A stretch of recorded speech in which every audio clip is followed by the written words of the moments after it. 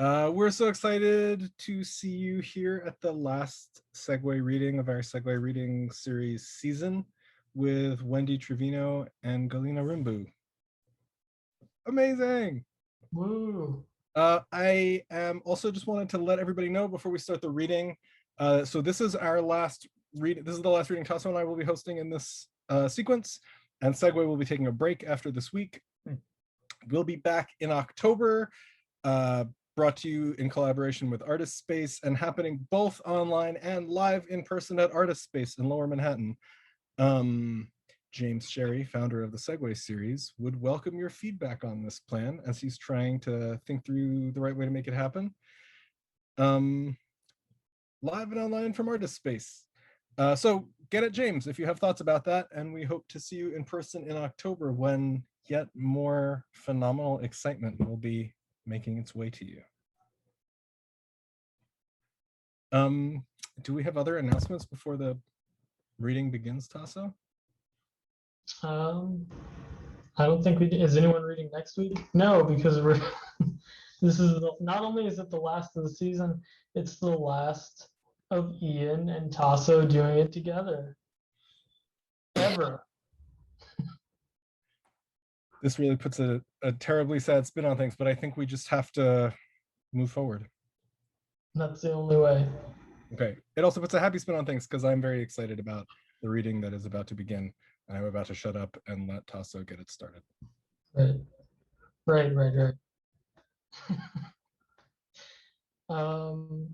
So yeah, and oh yeah, also to announce the little donation placard, as always, it'll pop up again during the intermission, and all the money goes to these poets. So if you want to do the jam, you should, I guess. But now I'm introducing with great pleasure Wendy Trevino, and I'll begin. In another Zoom reading from less than a year ago, Trevino says, in quote, "A lot's going on and I hope people continue to fight back, even if it means pissing off a bunch of people who fund poetry things, especially if it means that, actually." The first part of that phrase, "a lot's going on and I hope people continue to fight back," seems like a great introduction to Trevino's writing, a poetry of description which exceeds description, capable of taking on a vast variety of forms and subjects, from eulogizing Amy Winehouse via Tony Bennett to analyzing the material effects of the multiracial census category, and which moves like a Katamari ball, accumulating minute details and gaining momentum. It feels like Trevino's poetry has the potential to strip an entire city from its foundations and roll on as it accumulates. Trevino's Cruel Fictions, brought to you by Commune Editions, begins with a long poem from Santa Rita 128 to 131, listing an account of occurrences while being, quote, detained approximately 54 hours, 47 of which were spent in jail. The poem spins through a list of one-liner details, often involving a number. Part of what makes this poetry so entrancing is its mysterious fusion between understated voice and direct intent. Also, the poems in this collection don't care about poetic convention, and yet they are, for the most part, formally set either within a list or a sonnet, some straying away from those forms. And these seemingly conflictual allegiances allow for writing that can pretty much do anything. It feels strong and nimble. I will read a few of my favorite from the long poem now, not in the order in which they appear. "I met one woman who worried her boyfriend would forget to pay her parking ticket." That's one. "I saw 15 wads of wet toilet paper stick to the air vents of 3 tanks. I heard one person recite one poem to 2 pigs." This was the first time in the poem that the word pigs appeared. And before I remembered its police meaning, I really thought it meant someone recited a poem to 2 hogs. Nevertheless, I wonder what kind of poem it was that was recited, why someone was reading a poem to 2 pigs, etc. What would happen if the person read Wendy Trevino's poem titled From Santa Rita 128 to 131 to the pigs instead of the poem they read? And if you would, please respond in the chat box what you think would have happened if the person had read Wendy Trevino's poem instead, which is assuming they didn't, which is safe, I think, because that seems impossible. But my even being able to ask that question, what would have happened, is spurned by another poem in Trevino's, namely Sonnet 19 for Chinga la Migra, which ends with, what if that scene in Reservoir Dogs where Mr. Blonde tortures a cop had been choreographed to Biddy Biddy Bom Bom instead of stuck in the middle with you? Would the Border Patrol agent be more or less likely to like that scene? This kind of poetic imagination, substituting or remixing real events, is something I really enjoy for its quality of imagining different states of events which don't abandon the present, but allow it to be rethought through novel recontextualization. If an aim of poetry is to disclose possible worlds, yet unthought, then Trevino's takes care to not lapse into fantasy about this possibility. The worlds of these poems are not the actual worlds, which is to say, the world most importantly unthought remains to be the actual world, and Trevino, in staying with the actual world, as opposed to escape hatching through poetry, brings forth a free play inherent within the crushing reality of the actual world. Or as the poem titled Poem reflects on hair care in a similar vein, life before conditioner was never good and it didn't get better. But now when you get out of the shower, it's easy to untangle your hair. It's not a metaphor or universal, but the idea is your hair will be soft. So with the softness of all of your hair, please welcome Wendy Trevino. Thank you so much for that intro. I wasn't expecting it, but I really appreciate that. Just to, hold on, can you guys hear me? Okay, so just to respond a little bit to the poem in the jail, there, it was a poem written by the person that was reciting it, and the cops had put that person in a cell alone, basically, and he was like kind of I mean, he's a poet, so he's a little strange, you know. And the cops were trying to mess with him, and they were like, "What do you do?" We could hear them. They were like across the hall, and he was like, "I'm a poet." It's even funny to imagine that now, because of course they're gonna fuck with him once he says that. They're like, "What kind of poetry do you write?" And then he like recited this poem that he wrote. That was it. I have it because I asked for it afterwards. I was like, that was kind of insane in that environment. It was about like a man that he wanted to be like, that was like always causing a lot of chaos, and like and how it just it really made it see, it was a very like kind of sad, but also seemed related to riots somehow. And at the end of the poem, the cops just got real quiet. They were just kind of weirded out. And then they were like, they said some dumb thing, but like it wasn't, you could tell it like messed with them. And so it was a very weird moment in that setting, you know. Yeah, and cause especially because I, you know, I tend to, just because I feel like I came up in a poetry world, I guess, and also in schools where there was so much insistence that poetry was like what everyone should be doing, and somehow that was going to do something to the world, you know, that it like equated it with resistance. So I constantly find myself in these moments where like poetry does actually, you know, it's not resistance, but it has this weird thing that it can do in these moments. You know, it's not going to get us through like as an us, but you could totally see how yeah, it definitely like impacts individuals and can produce like very strange, compelling moments, sometimes really funny ones too. But yeah, it was a really strange and kind of cool thing that happened. So for my reading, I'm going to start with a June Jordan poem titled "Apologies to All People in Lebanon." Sorry. And then I'm going to read actually that section of Cruel Fiction, just because I never have. I've never read the middle section, which is called Popular Culture and Cruel Work. So I'm just going to read that. And if there's any time or if it feels okay, I'll read one poem that I've written recently. I've only written 2 poems in the last year. So, you know, I'm kind of okay with it, but I don't have a lot of new stuff to offer you guys. But I do actually want the poem that I probably will read is one of the 2. And I like it more than poems I've written in all the years before. So I guess that's what you give up maybe for, when you write that poem, you're like, well, if you have one of those and that's like your all for the year, yeah, that's fine with me. So I'll go ahead and start just to get a sense of time. Okay. Apologies to all the people in Lebanon, dedicated to the 60,000 Palestinian men, women, and children who lived in Lebanon from 1948 to 1983.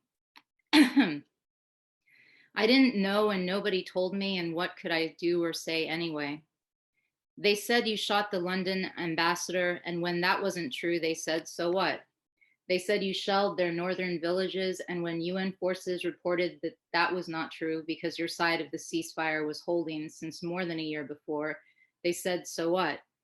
They said they wanted simply to carve a 25-mile buffer zone, and then they ravaged your water supplies, your electricity, your hospitals, your schools, your highways and byways, all the way north to Beirut because they said this was their quest for peace.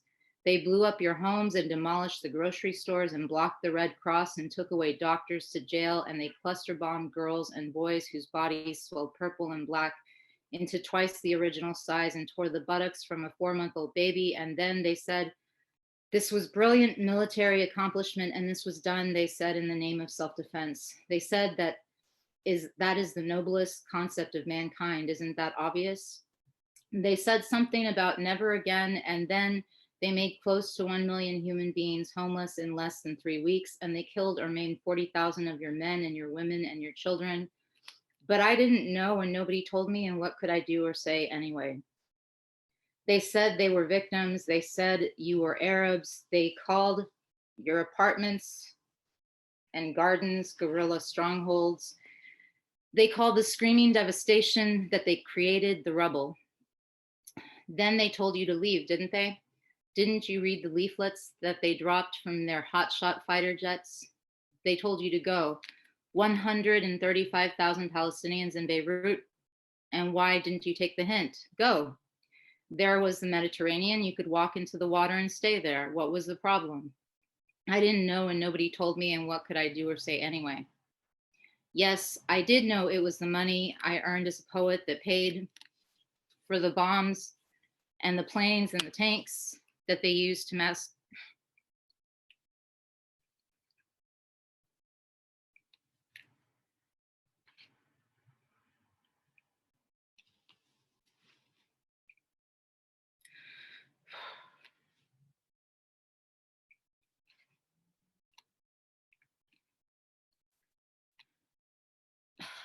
That they used to massacre your family.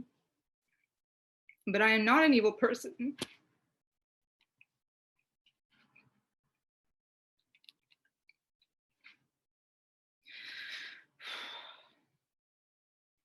The people of my country aren't so bad. You can expect but so much from those of us who have to pay taxes and watch American TV. You see my point?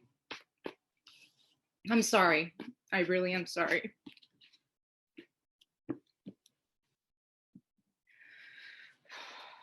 Okay. So now on to popular culture and cruel work from Cruel Fiction. And it starts with 2 epigraphs. And the first one by Wien Hua. And I just want you to know that this isn't me being interested in these things, but me being interested in your being interested in these things. And the next epigraph by Oki Sagumi. In moments of extreme pain, I've scratched the edges of myself, hoping to delineate a meaning, a shape, the shores of an ocean, which may be everywhere and rough, but exists. But it seems important to do that too when I'm not suffering so much, and find how and where are the shores of friendship. So these are 30 sonnets. I'll just go through them. 1. No matter how you feel it, you want to feel it even more. That's the feeling Tony Bennett says he sees in Amy Winehouse when they meet to record Body and Soul in March 2011 for Bennett's album Duets 2. All this for an honest recording. She'll be gone by August. The album will debut at #1 in September. Her parents will accept a Grammy on her behalf in February 2012. What can I say? Her father will say. Long live Whitney Houston. Long live Amy Winehouse. Long live Etta James. But they'll all be dead. 2. What the entertainment industry learned from Buddy Holly in the days after the music died is that there are few things more lucrative than the untimely death of a rising star. And in the case of Selena, Queen of Tejano, there was even more to be made off images of collective mourning as Latinx coalesced into a new market that became part of the story. Howard Stern played the xenophobic American for the shock value, while in Mexico, 1 million people lost their jobs and the feminicides in Juarez didn't stop. 3. When John Benet Ramsey's father starts dating Natalie Holloway's mother, you can't tell if it's art or life being imitated or by what. The truth is, burying a middle-class white girl is a lot cheaper than paying someone to explain her body. Anyway, you'd be surprised what can stimulate tourism, like Anna Nicole Smith in a graveyard in the Bahamas buried next to her son. You go to bed thinking about this all the time, about the girls whose deaths bring people together. You made them famous. 4. When John Singleton is interviewed in the middle of the LA riots, he says Mike Tyson wasn't convicted by a jury of his peers. He says a Black man can go to jail for kicking a dog while Sun Jadu is given probation for killing Latasha Harlins. Rodney King is who most people associate with this time, but the riots are about more. Tupac autographed looted copies of his CD and a week later said, "I told you so."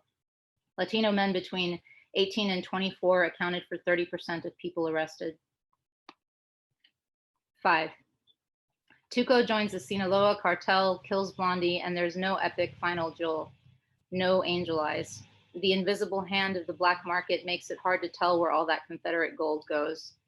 This is the good, the bad, and the ugly in No Country for Old Men. Sheriff Ed Bell is depressed, and hitman Anton Chigurh is imitating the life of Woody Harrelson's dead dad. Did drug cartels kill the Western or pay it to look the other way? Did drug trafficking save the banks during the 2008 global financial crisis? Seriously. 6.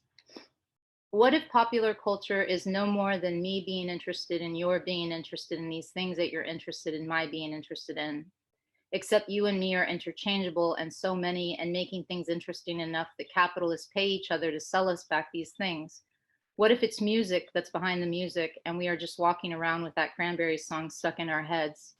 Mostly I have questions and don't want to find myself. I'd rather look at my choices and yours. Yup. Nope. Yup. 7. This was not a somber event. This was one of Los Angeles's largest parties. This was OJ's last run. This was a white Ford Bronco going 35 miles per hour on Interstate 405. People stopped their cars and got out to watch. The conditions are always there.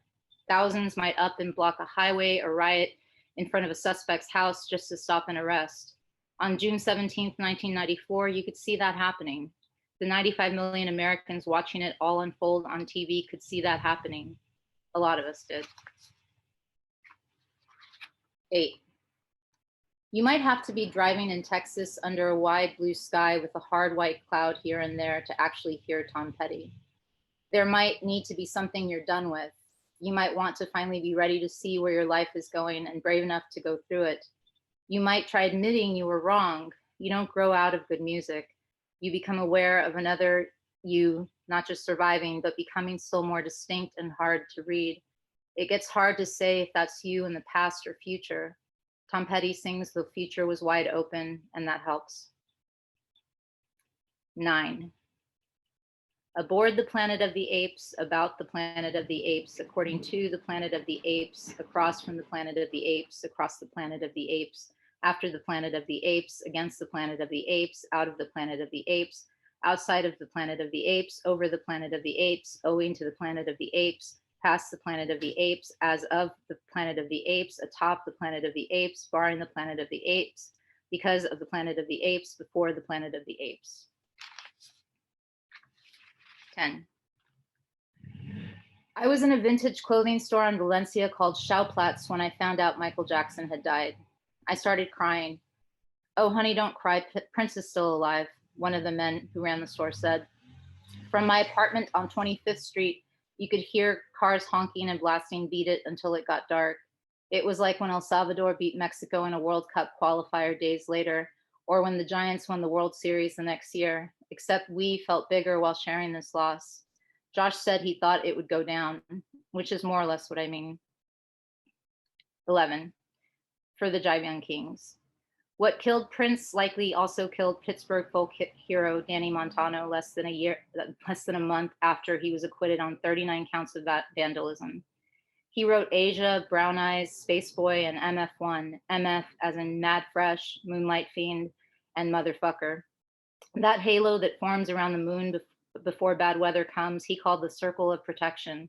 He was invisible to cops when he wrote in that light. They could only see he'd been there once he'd gone. The artists interviewed in Style Wars were wrong. Some writers don't just want space to write, they want everything. 12. The question is, what celebrity will come out in support of Antifa next? Maybe the Kanye who looked straight into the camera during a live benefit concert for the victims of Hurricane Katrina on NBC and said, George Bush doesn't care about Black people, to 8.5 million viewers will come back. It's been more than a decade of watching that clip and laughing at the look on Mike Myers' face and waiting for Kanye to say something that people elsewhere are screaming again. Not because it will fix anything, but because why not? He can. 13. In the last year of the millennium, Subcomandante Marcos recorded a message to Rage Against the Machine in Tijuana No, expressing his admiration and addressing the band's relevance not only to the struggle of Zapatismo, but to student strikes at UNAM in Mexico City, where the bands later played the recording for fans who'd come to the Palacio de los Deportes to see them in concert. The same year, 400 cops protested Rage Against the Machine outside a show in Massachusetts. The band sent donuts. 14. J. Clo says, what Rage most wants is context. Otherwise, it destroys you. I agree. More importantly, what he says helps me think about this bad feeling I tend to get when I explain what I do in terms of popular culture. Maybe it's just culture. It's recursive and fucking fun. I want to be able to just enjoy it. Then I realize I've just referenced a protest song that is clearly against violence and in a way that doesn't make clear that I'm not against violence and that I don't have much to say about protest songs or write them, and that needs to be clear. 15. If I am being honest, completely honest, Joni Mitchell confuses me. She looks like someone who would annoy me, and her music seems like music I wouldn't be into. On the other hand, she doesn't annoy me, and I'm into her music. The friends who introduced me to Blue in the 90s left Ladies of the Canyon in my car, and none of us brought it up for a long time. Her voice reminds me of space travel and sirens, man landing on the moon, and Odysseus bound tight to a mast sailing away. I forget she's from Canada and not California. Let's see where I am. So I'm not going to read all of this because I feel like I would go over time. But I'll read a few more and then I'll read that last one. Okay. 16. Selena had already crossed over from the regional Tejano music market into the multinational Latin music market with her breakthrough album Entre a mi Mundo, and it's less that more Latinos had come around to Tejano and more that her band's core members hadn't been fans of the music either. They'd blown Mexico's huge Latin music audience away with their funk reggae and pop-influenced approach to the Afro-Colombian cumbia, and once you break into Mexico, that tidal wave is felt in California. 17. For Josh and Eddie. It's not that I want to bring Chicano nationalism back. The supposed historical basis for Chicano identity involves the erasure of Black Mexicans and obscures the fact that indigenous peoples still make up more than 20% of Mexico's population. Besides, of what use is that identity to a movement that isn't about us and against borders? Still, I don't want cholos and cholas to disappear, and I'm not just hanging on to a style that at this point almost anyone can have. I want everything. 18. If Selena stood for the cultural promise of NAFTA, that might explain why read NAFTA papers and strategize plan for Mexico are the 4th and 5th things on one of her last list of to-dos. It explains the notable silence around Zapatismo. The promise would have been to Americans, including those ni de aquí, ni de allá, who were still model citizens of the United States. She would have had her own free market fantasies about the American dream and how she was going to live it and not ever forget where she came from. This is the last one from here. 19. If a woman illegally crossing the US-Mexico border can sing the Border Patrol agent's favorite Selena song, will he still detain her? What if he does and later writes about her in the patrol vehicle's backseat singing his favorite Selena song? Will the Selena fans who read his book like it? What if that scene in Reservoir Dogs where Mr. Blonde tortures a cop had been choreographed to Biddy Biddy Bom Bom instead of Stuck in the Middle with You? Would the Border Patrol agent be more or less likely to like that scene? And the last poem.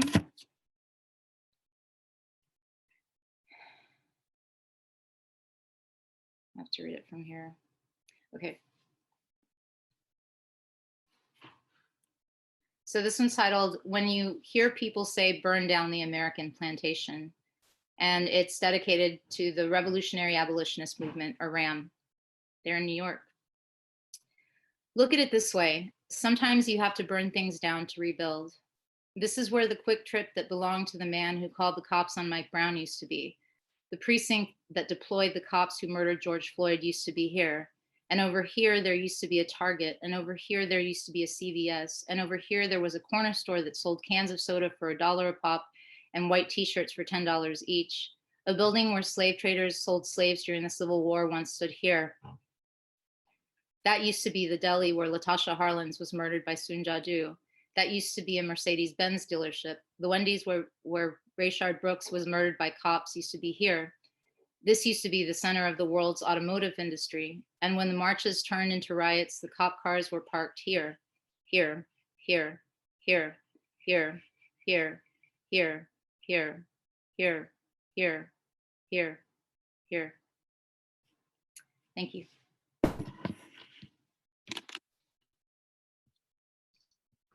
Thank you, Wendy.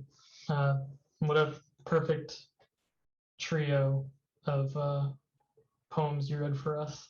It was really great to get the June Jordan in the middle of your book and then this new poem, which has such a wonderful ending for you.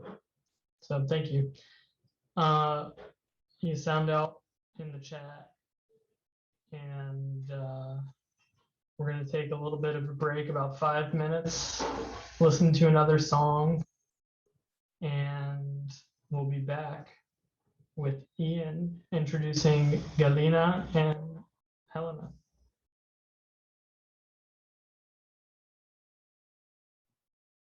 Hello.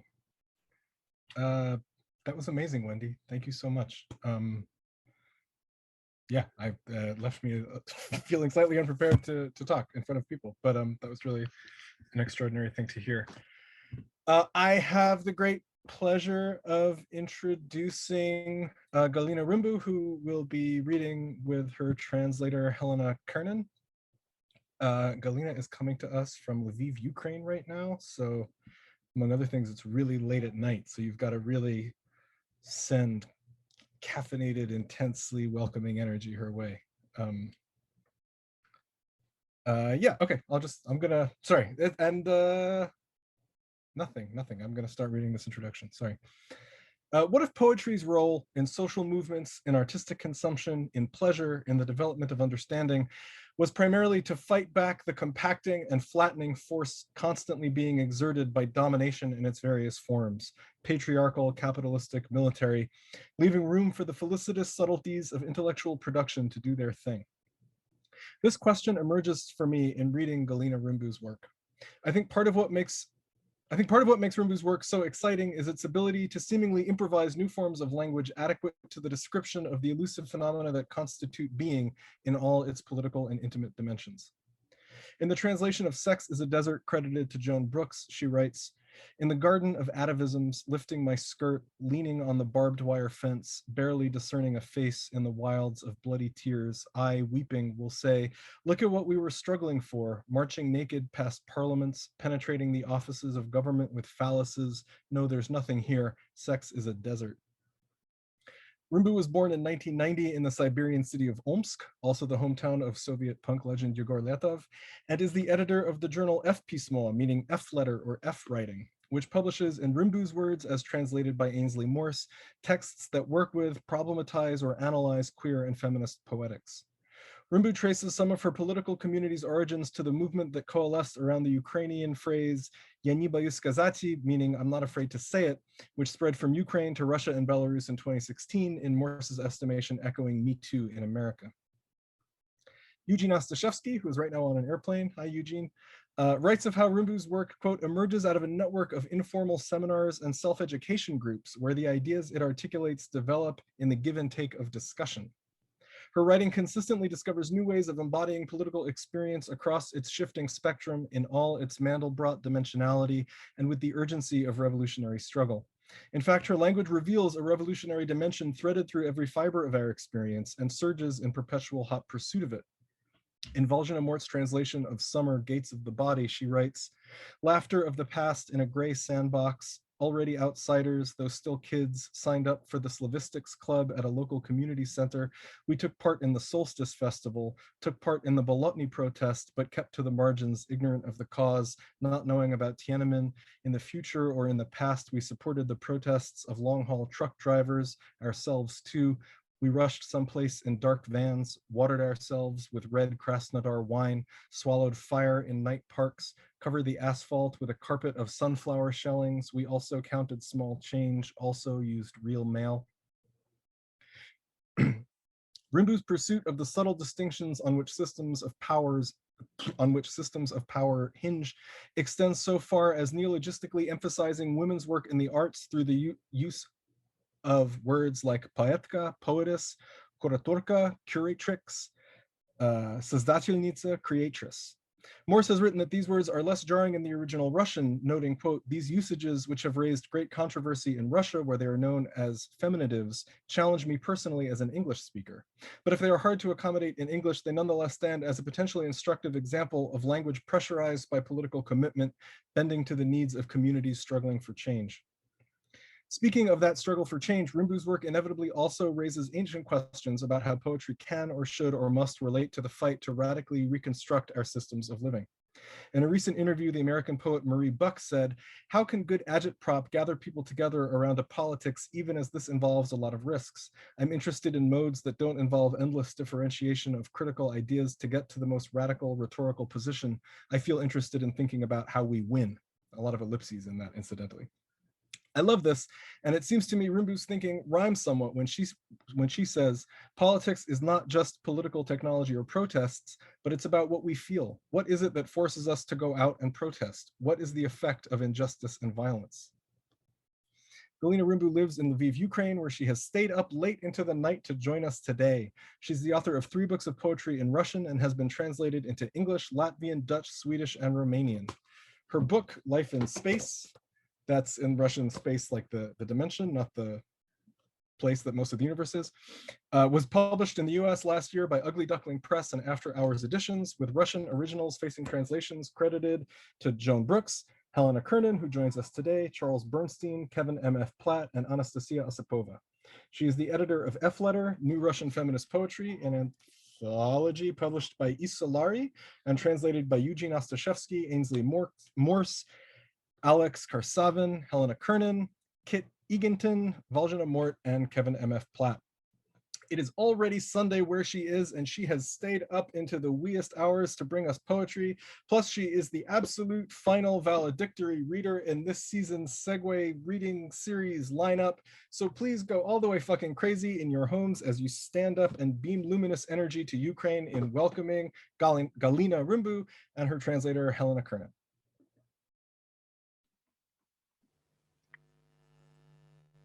Всем привет! Я очень рада быть сегодня на этих чтениях с такой большой и экспериментальной поэтической историей.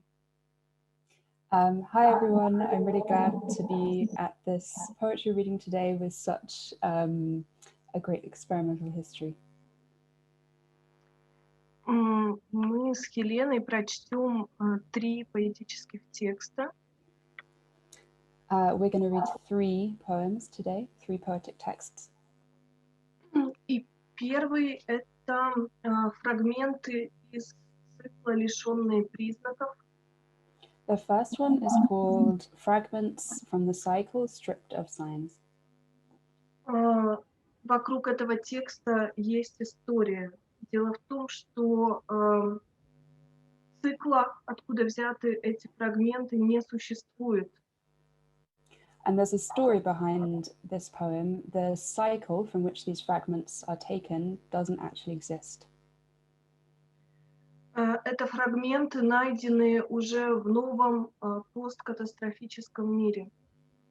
They're fragments that have been found in a new kind of post-apocalyptic world.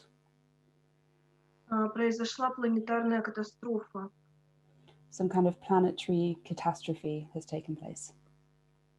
И вот некоторые черты этой катастрофы, которые и являются предисловием к этому стихотворению. And there's some elements of these fragments that become a kind of preface to this poem. Лишенные признаков, ни мужчины и ни женщины, вне классов и этносов. Опустошенные ландшафты, лишенные способности узнавания, обладающие кратковременной памятью и помнящая материя, пропитывающая пространство, отъединенная от тел, населяющих местности поражения. Stripped of signs, not men, not women, beyond categories and tribes, desolate landscapes. Stripped of the power of recognition, their memories are short. And matter that remembers, soaking into spaces, disconnected from the bodies that inhabit the disaster zone. Это книга упадка, загруженная в пределы памяти, и плоскость, на которой лежат лишенные признаков осколки создания, обдуваемые ветром преображения. В сторону от признаков мать и вена, пульсирующая на ее шее, медленный бар, его стены окрашены в черное. Сонное состояние, пока он снимает лицо, прерванное в стене. Я люблю тебя, люблю то, что ты делаешь, отбрасывая тело к стене и поднимая второе небо песка над пустыней желания, лишенным признаков, взглядом, и днем позже, когда омываешь овощи под красной струей воды, и ночью, когда печаль движения вымывает жизнь из нашего общего тела в сторону зла восприятия. This is the book of decay. It loads the limits of memory. A surface bearing the shards of creation, stripped of signs that are swept by the winds of transfiguration. Away from all signs, a mother and the vein that pulses in her neck. A small cramped bar, its walls are painted black. Drowsing while he takes his broken face from the wall. I love you, love what you do, hurling your body at the wall and raising a second sky of sand above a wasteland of desire, with a glance stripped of signs. And the next day, when you wash vegetables in a red stream of water, and at night when the sorrow of movement flushes the life from our shared body towards the evil of perception. Футбольное поле, преображенное взрывом. Собрание женщин на его границах, вокруг разрывающих землю, звучащих конусов. Несколько снимков с собрания, показанных после в главном здании под грохот медицинского вертолета. Слизистый крохотный свиток. И то, как он из меня выпал вместе с остатками пуповины. Это не свиток, это не женщина, и это не тело, а то, что смотрит на остаток в воде вперемешку с кровью, ожидая звонок из центра в районе схватки. A football pitch transfigured by a blast. Women gather at the edges around resonant cones ripping through the earth. Some photos from the gathering, shown afterwards in the main building beneath the roar of an air ambulance. A microscopic slimy scroll and how it fell out of me together with the remnants of the umbilical cord. It's not a scroll, not a woman, not a body, but something that looks at the remnants in the water all mixed up with blood, waiting for a call from the center, where clashes erupt. Колодец встречи. Нефть, определяющая форму письма, двигающая органику голоса из города в город. Сон на промышленном полотне. Левитация любви внутри пустого билборда. Двоицы, прибитые к стойке у киоска, шепчут, пригибаясь к земле. Она фланирует, выдыхая землю, ее внутреннюю деревню, лишенных рассудка, где птицы поднимают забор над рекой, змеи вспенивают болото, где грибница о мраке наших форм поет, скрипит тысячелетний компьютер леса. Исполины каннабиса на футболке приглушенного тела, охотник с линзой, утомленный питанием из трубы, движется в сторону дикого угля, звучащего конуса пустого карьера с тенями рабочих, идущих в сторону молочного пункта. Новая энергия, новый парламент, экологичный фашист с электронной трубкой, грузно спешащий на двойное свидание в уличное кафе, измененное взрывом. Печальный насильник, поэт с розовой книгой в штанах из нефти, в тени иссякающего сообщения. Скелет птицы на ступенях экспресс-магазина в районе помощи после района схватки. Железное белье женщин, скучающих на окраинах, цветы с пивом, играющие шарами, помнящие материи, на золотом экране, лишенные признаков. A deep well of encounters, crude oil shaping forms of writing, driving vocal matter from village to village. A dream between industrial sheets, a levitation of love inside an empty billboard. Two of a kind, nailed to a stand by a kiosk, whisper, cowering near the earth. Flâneuse, she exhales earth and her inner village, both stripped of reason. Where birds raise a wall over the river and serpents conjure foam from the mire. Where fungus roots sing of the gloom of our forms and the ancient algorithm of the forest creaks. Giant marijuana leaves on the shirt of a deadened body. A pyromaniac hunter with a lens, weary of his feeding tube, moves towards wild coal, the ringing crater of an empty mine where shadows of miners swig milk from the dispenser. New energy, new parliament. An eco-fascist with an e-cigarette lumbers hastily to a double date at a street cafe altered by a blast. A sorrowful rapist, a poet with a pink book in crude oil trousers. In the shadow of dwindling communication, the skeleton of a bird on the steps of a convenience store. In the quarter of Sucker, near where clashes erupt. The iron lingerie of women who pine in the suburbs. Saints with beer, playing with balls made of memory matter against a golden TV screen stripped of signs. Что ты делаешь с книгой? Ем, как тебя. Делаю из нее промежуток. Как нечто с обрубленной ладонью на стене пещеры вступает в диалог, озаряемая грубым светом заката через широкую щель, откидывая прядь трубчатых волос с бугристого лба. «Это органика зла», — сказала оно, прижимаясь к стене продающего здания, расстегивая кожаный плащ. «Глотнуть воздуха из книги надо». Вправляя в его красное тело звучащую щель, она смеялась, откидывая старые повязки с лобка, и светилась нежными сообщениями. Они мыли еду на закате солнца, а мертвых оттаскивали к их деревьям. Мы спали, покрываясь колониями грибов и новых существ, как тысячелетний компьютер, не знающий страха двоичного кода, его войны. И рукокрылые святые кричали над нами. Извергался ум, как вулкан. What are you doing with that book?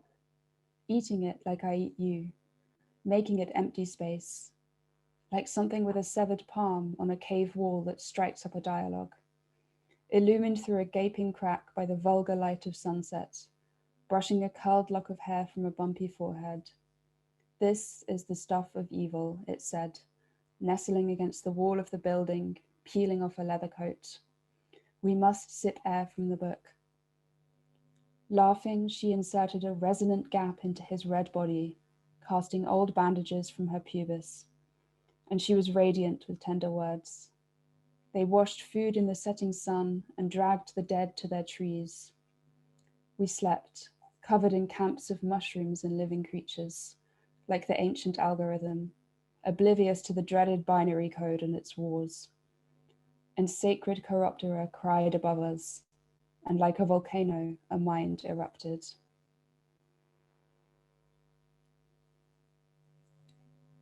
Что-то изменилось в книге «Упадка», пока мы смотрели фильм в квартире матери, и потоки грязи стекали с неба на закрытое здание напротив. Крик под покрытием вертолетной площадки внизу, и сын ложкой стучит по стеклу, произнося слова без признаков. Something changed in the Book of Decay as we watched a film at my mother's flat opposite. Streams of filth flowed from the sky into a locked building. A cry under the helipad below, and my son hammers the glass with a spoon, uttering words stripped of signs. Поля из плаценты, мелкие демоны дронов, висящие над затхлой водой, серые камеры комнат, неопределенный шум в рядах гражданских, комбатант, захвативший старую баржу, и спирт в горле, и Харьков, пункт сбора помощи. Женский сквот в оставленном городе, рот, зачерпывающий песок вместо воды, рой органики, разъедающий знак, ум ледника, выпивающий землю, Алжир над землей, и колонии сдвигаются. Вращение Сирии началось. Fields from the placenta, tiny demon drones suspended over stagnant water, grey cell rooms. A faint noise in civilian ranks, a soldier who seized a towboat, pure alcohol in his throat, and Kharkiv, the humanitarian aid collection center. A women's squat in a godforsaken town, a mouth scooping up sand instead of water, a swarm of matter gnawing at a symbol, a glacier's mind freely singing the earth, Algiers above the earth and the labor camps shift, Syria's begun revolving. Айны, укутанные в снежные рвы, тянут к себе осколки оружия словами мертвого языка. И мое тело, к снегоходу привязанное, тоже тянется к ним. Олени, покрытые нефтью, на потоки воды смотрят, пережевывая гнилую траву. Когда лишенный признаков один заменяет многих, когда вспышки народов свистят над водой, исчезая в сложной среде, а тела после этого падают коченея. Без народов будем дальше двигаться. Красная библиотека в скрытой деревне горит, выталкивая из себя эти слова в книгу упадка. The Ainu, muffled up in snowy ditches, draw the shards of weapons to themselves words of a dead tongue. My body too, tethered to a snowplow, draws itself to them. Reindeer covered in crude oil watch streams of water, masticating rotten grass, when one, stripped of signs, replaces many, when shimmering flares of nations whistle above the water, vanishing in the hostile environment, then bodies are falling, growing stiff and numb. We'll go further without nations. A red library is burning in a hidden village. It draws these words from within and thrusts them into the book of decay. Что делает ночь зрелой? Зло, которое лишает возраста. Шумовые организмы, висящие над разрушением признаков, лишены и значением скрыты. Все просматривается и все просмотрено. Пресыщенные сообщением из книги упадка спим. Сын соединен со мной черным жгутом мышления. Звезды шипят над районом, выпуская из себя ядовитый дым, выпуская дух мертвых, их спекшуюся спецодежду, скелеты машин и старых станков, свистящие в ночных облаках. Пустая информация колонизировала мышление. Что происходит между родными? Нет родства. Есть смешанные символы, их экономика, ужас прикосновения, мелкие рывки места. Что делает сына далеким и заставляет мою мать странно корчиться у стены, когда в капсуле комнаты отсутствует свет за неуплату? Бесприютным мир стал. Лишенные возможности перемещений. Зачем просыпаемся? Зачем молчим, слезами заливая мятые деньги? What ripens the night? Evil that strips away age. Noise organisms hanging over destruction, stripped of signs and hidden by meaning. Everything is visible, everything is watched. Sated and weary from the message of the book of decay, we sleep. My son is bound to me by the black cord of the psyche. Stars effervesce over this quarter, emitting noxious fumes, emitting the spirits of the dead in their singed uniforms. The skeletons of cars and old machinery hiss in the night clouds. Empty information has colonized our minds. What's happening between flesh and blood? There is no flesh and blood, only mixed symbols, their economy, the horror of human contact, the faint jerking of places. What makes my son so remote and forces my mother to writhe so strangely, painfully by the wall when the cell of a room is unlit since the bill went unpaid? The world is shelterless now, unable to migrate. Why do we wake up? Why are we silent, bathing crumpled banknotes with our tears? Следующее стихотворение называется «Отдыхаем с подругами», и оно посвящено моим омским подружкам Жене, Вятке и Собаке. Женя — это имя, а Вятка и Собака — это как прозвище, клички. The next poem is called Girlfriends Hanging Out, and it's dedicated to three of my friends from Omsk, Zhenya, Vyatka, and Sabaka. Zhenya is a name, and Vyatka and Sabaka are nicknames. И оно устроено по-другому, вот, и это рассказ о том, как мы проводили с ними время. And this poem is arranged a bit differently. It's a poem about how we spent time together. Отдыхаем с подругами после всего, что было. Обсуждаем чувства и произнесенные слова, их несоответствие. Делимся выводами. Пьем пивко с рыбкой и пукаем. Почему бы и нет? Кто громче? Курим, что хотим. Отдыхаем с подругами после всего. После того, как каждая после учебы и работы посмотрела искаженные военные кадры, не успев понять. изъясняемся таким языком, точнее придумываем его, а может быть и вообще не хотим разговаривать. Girlfriends hanging out after everything that's happened. We talk about feelings and utterances, the gap between them. We share our conclusions. We drink a brew with dried fish and fart. Why not? Who's louder? We smoke what we want. Girlfriends hanging out after everything. After work and uni are over for the day, we look at deformed scenes of war. There's no time to understand. We express ourselves in this language, or rather, we make it up. And maybe we don't want to talk at all. Отдыхаем с подругами, обсуждаем секс с парнями, почти всегда неудачный, и деньги, которые заняли у других. Обсуждаем волосы на теле и одежды матерей, разорванные послесоветским временем. Обсуждаем запах робы отца и то, как ужасно стирать ее раз за разом. Ничего не простирывается.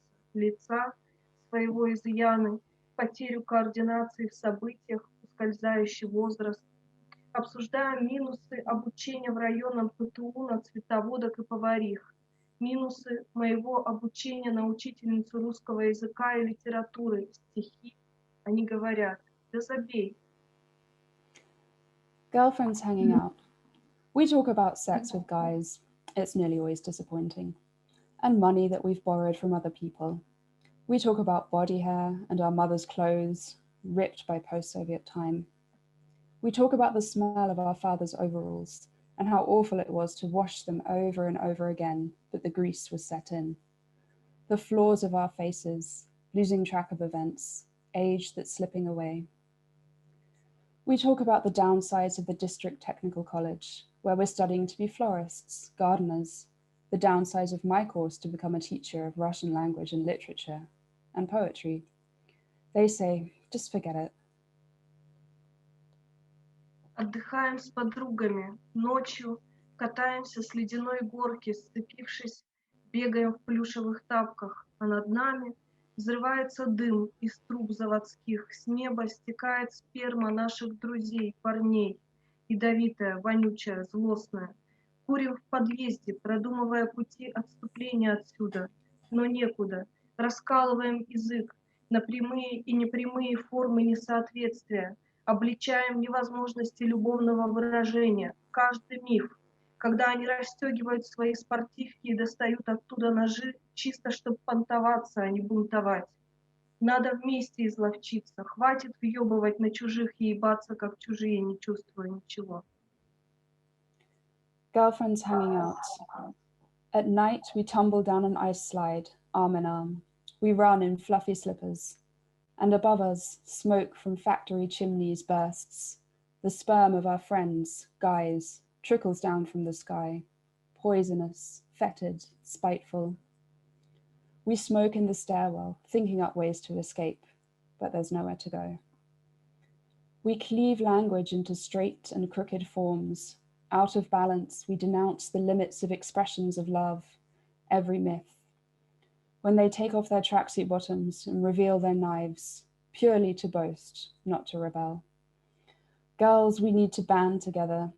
Enough slogging away for the fat cats and fucking like strangers, not feeling anything.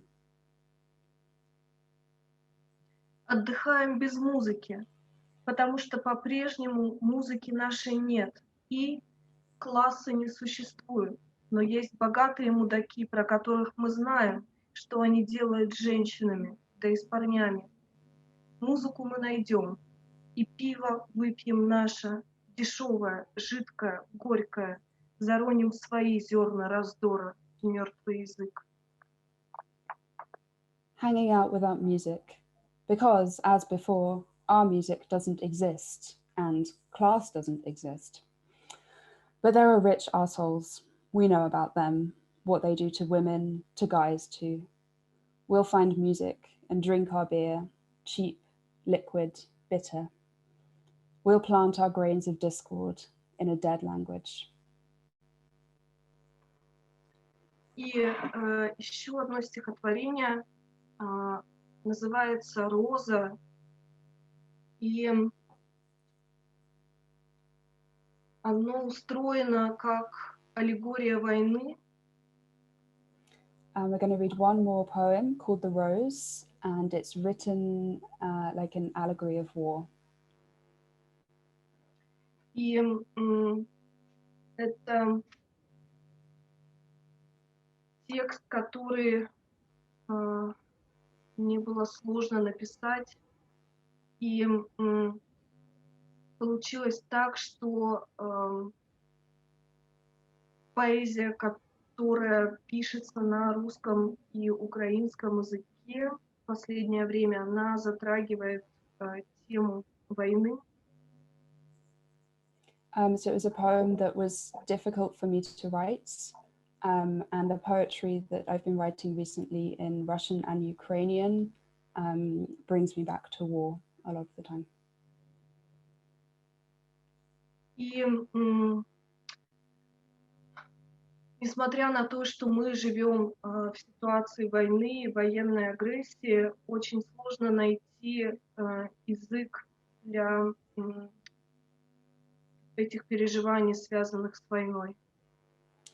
Even though we're living in a time of war, of military aggression, it's very hard to find a language that can express these experiences of war. И это стихотворение, оно одновременно и о конкретной войне, и о множестве войн. This poem is both about a concrete war and a multiplicity of wars. И есть всем известное выражение «цветы лучше пуль». And there's an expression which everybody knows, flowers are better than bullets. Но и есть обратное движение, это эстетизация войны. It works in the opposite direction. There's an aestheticization of war. И когда красота оказывается тоже оккупирована военным дискурсом. When beauty also becomes occupied by the discourse of war. И вот эта роза, это и есть цветок войны, витальный, плотоядный и источающий даже особое наслаждение и эротику.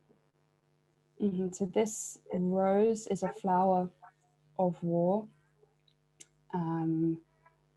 It's poisonous and it has a kind of eroticism to it as well. И это стихотворение, оно устроено еще и как баллада. And this poem is written as a ballad. Баллада о розе. A ballad about a rose. Есть остров один чужой, чужеродный, покрытый тьмой. Неба над ним нет, и воды нет вокруг. Война — это что-то пустое, тошнота почв. Там, там, там, в глуши, ржавая роза цветет и пахнет свернутой кровью. В ее бутоне желтые улитки голов, красные черви солдат медленно двигаются, вспыхнувшие мотыльки домов в ее бутоне. Так сложна ее организация, слоятся чеки и квитанции. There is an island far away, where eerie sprites of darkness play. There is no sky that hangs above it, no water round its shores. War is something empty, nauseated soil. Bam, bam, bam. There in the wild, a rusty rose blooms, her scent like clotted blood. In her bud, yellow snails of heads, red worms of soldiers move slowly. Moths from the houses burst into flame in her bud. She's a riddle of layers, bills on top of banknotes. Булькают под землей ее корни, кишечник заполнены массами территорий. Желудок смеется, переваривая который район. Ее дыхание — боевые действия через свинцовые ноздри. Лепестки ее — берцовые кости. Корни ее — горло лиловые, их 3. Губы — гробы, боевые действия. Как сегодня действенно наше бездействие. Мы родились, чтобы розы такие топтать или чтобы глотать газовые шары. Her roots, intestines burble underground, bursting with realm upon realm. Her gut laughs, digesting the district. Her breath is warfare through leaden nostrils, her petals human thigh bones. Her roots are lilac throats, there's 3, her kiss are a casket, warfare. Our failure to act right now is an action in itself. Were we born to trample roses like her or to swallow balls of gas?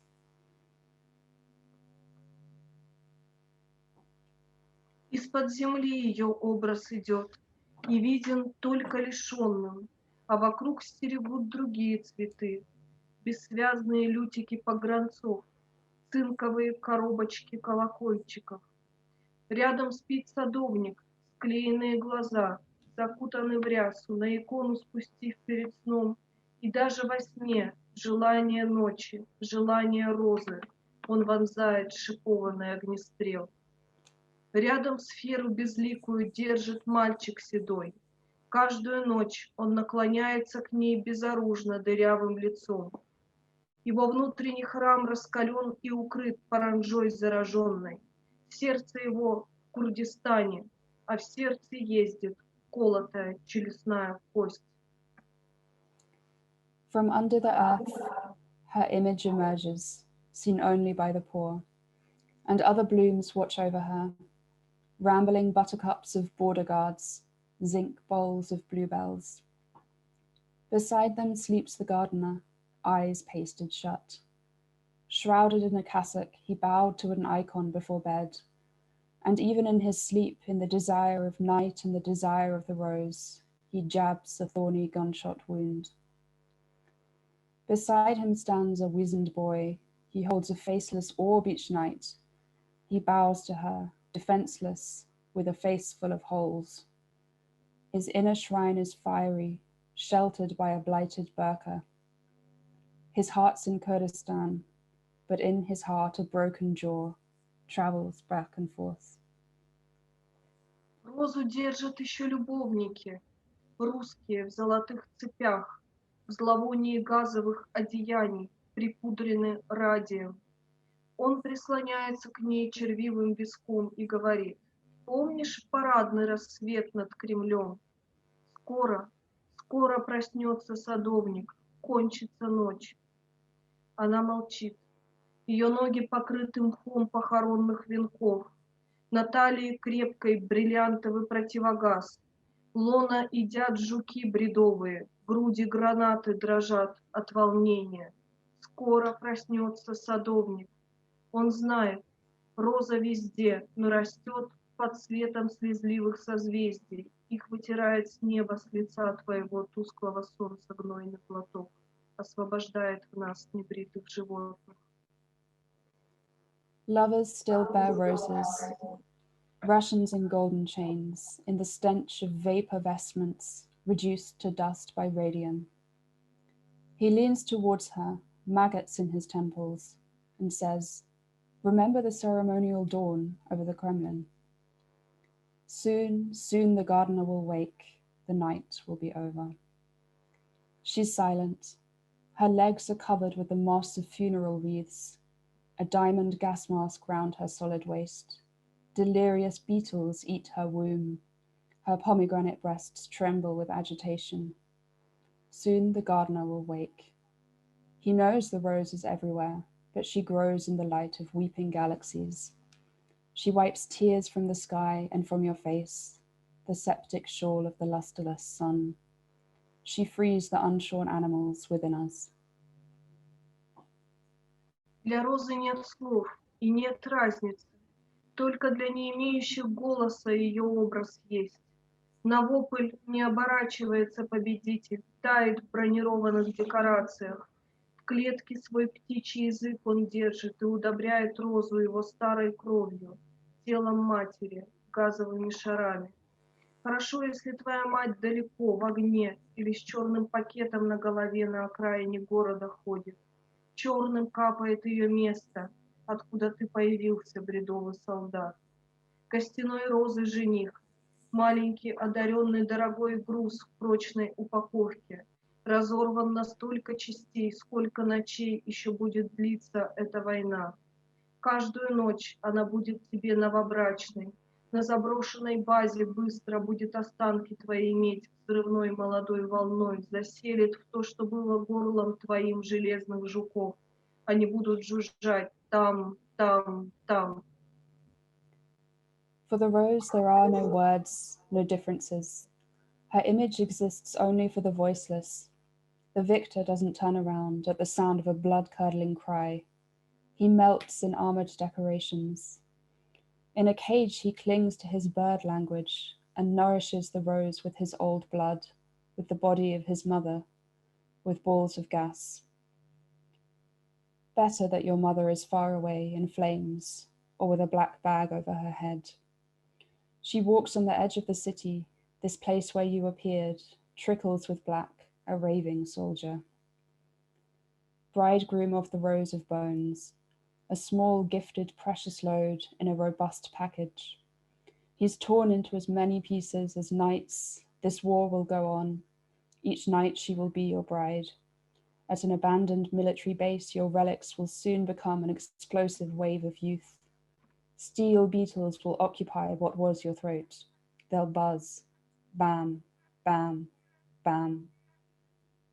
Глаза твои, яички твои отделенные страстно сожмет, срежет твою боеголовку, простыни ваши полотна экранные и бормочут там, там, там, трахнет тебя с огоньком, высосет все до последней капли, проглотит, станешь белым снаружи и черным внутри, будешь белым, мертвым и правильным, ничего цветного.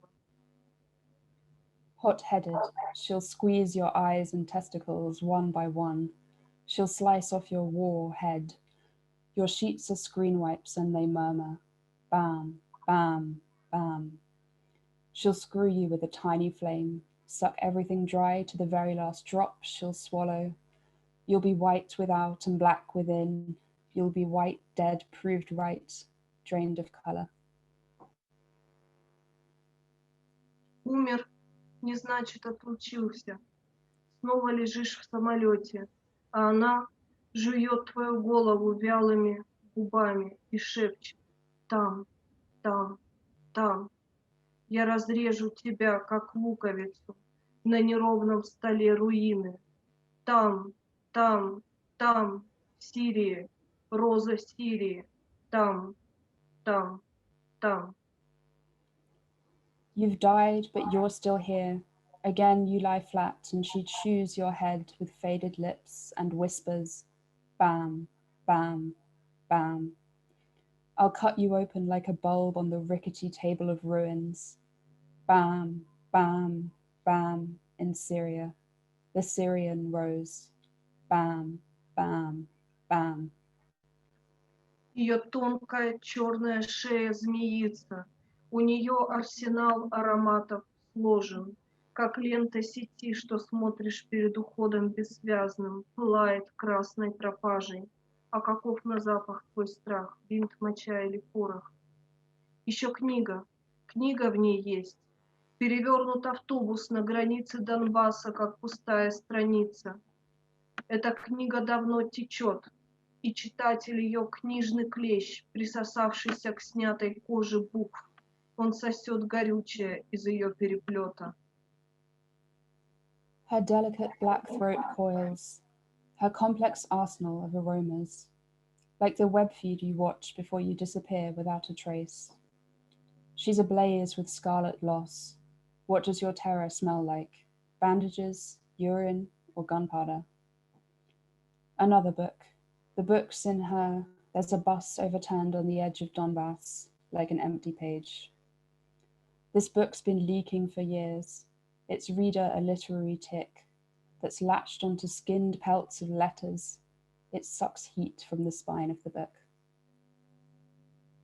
Ненавидишь ли ты ее так же, как мы, войну, развязанную в лепестках, лентами биржевых солитеров, гусеницами авторитарных безумцев, капитальными вероломцами сложных шипов?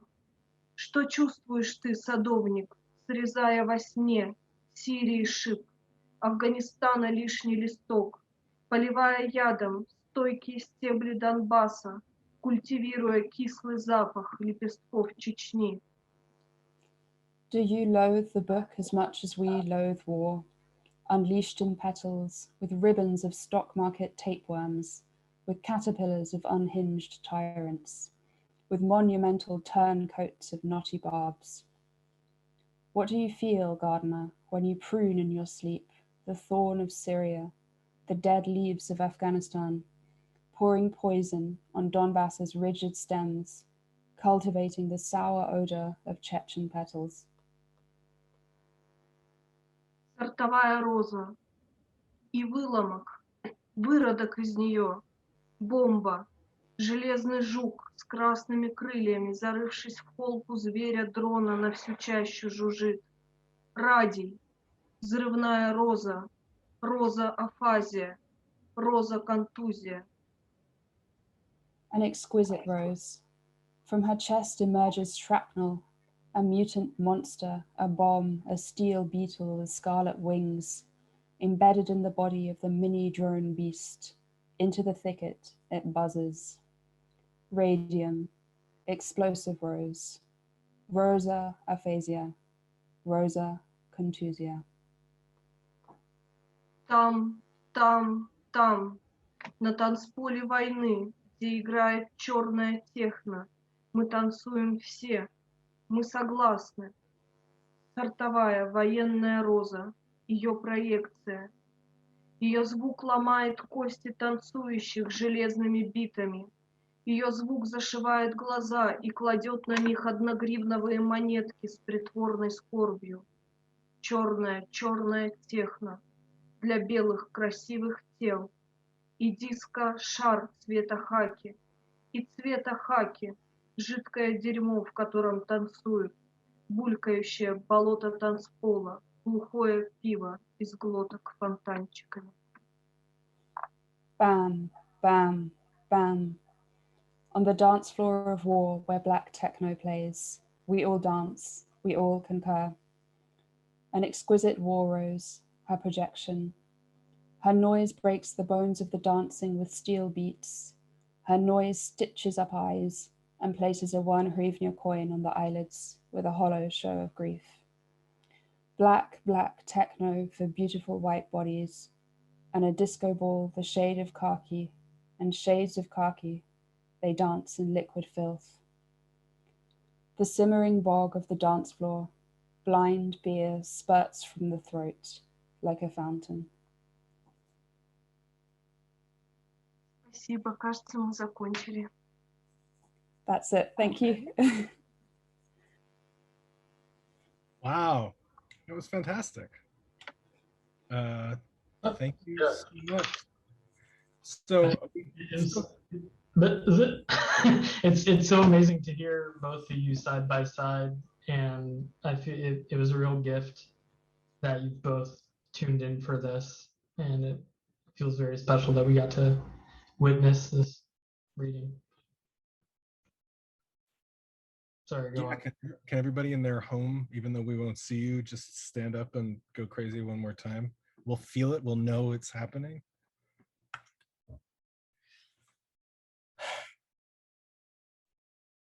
Fantastic. Yeah, well, that's it for the reading. If for people who want to stick around, we're gonna have like a little chat session afterwards. Yeah, if you stick around, we'll you will suddenly find that if you turn on your camera and your microphone, you can talk to each other and the readers.